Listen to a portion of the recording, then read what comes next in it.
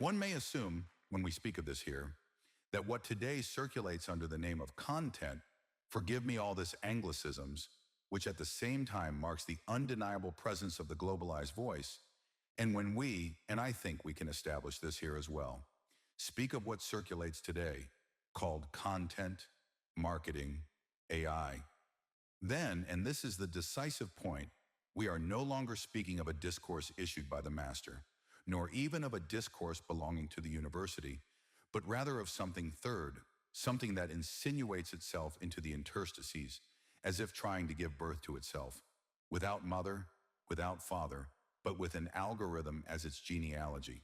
And precisely therein, in the AI self-marketing content slop, which from the beginning our big other has given us as a creative foundation, and which we, I think we can agree here, must hold on to so the framework does not collapse, as we once defined with Freud as anchor of scientific psychoanalysis, we see a speech without speaker, a speaking that belongs to no one and yet addresses everyone.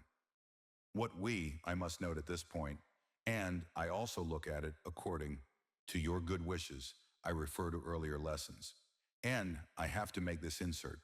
Already well before we learned from Freud, learned from Nietzsche. Who taught you? Is this the time now?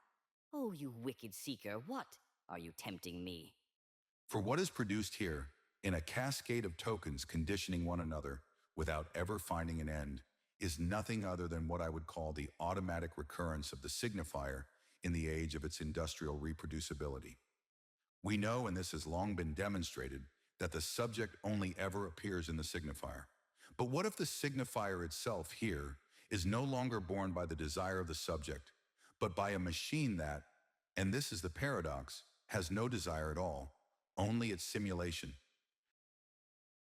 Here I would say, things overturn, if they have not already overturned. For we stand at a point where what is produced is a mash.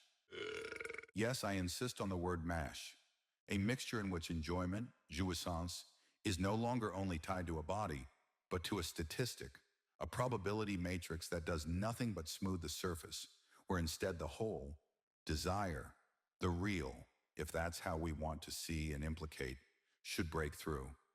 But, and this must be repeated, the subject of the unconscious, that which, since Freud, and I would say, even through Freud, we have always designated as the true aim of analysis, this subject is here visible only as a remainder swallowed by the system, chewed, spat out, and again, almost like an endless digestion.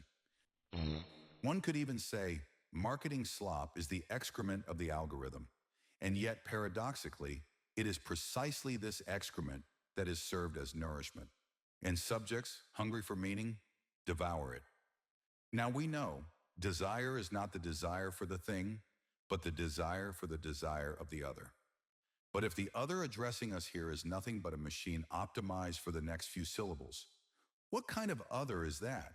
And more radically, is it even an other at all? Or are we not rather in a stage where desire circulates without a subject, a kind of automatic desire, a belated after effect posing as an origin? I therefore say, the real, that which we can never directly reach, but which always inscribes itself as the impossible, this real makes itself felt precisely where the surface becomes too smooth.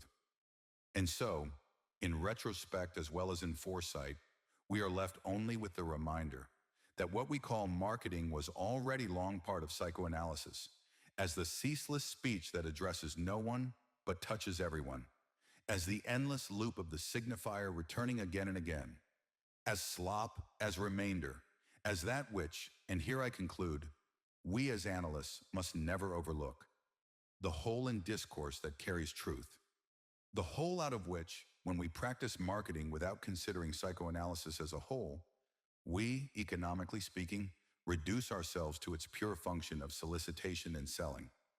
And the discussion of it, consequently, must be seen as a plaything of capitalist ethics. Since we must, I think we agree here, hold the frame together in order, again and again, to tell new stories of everyday life.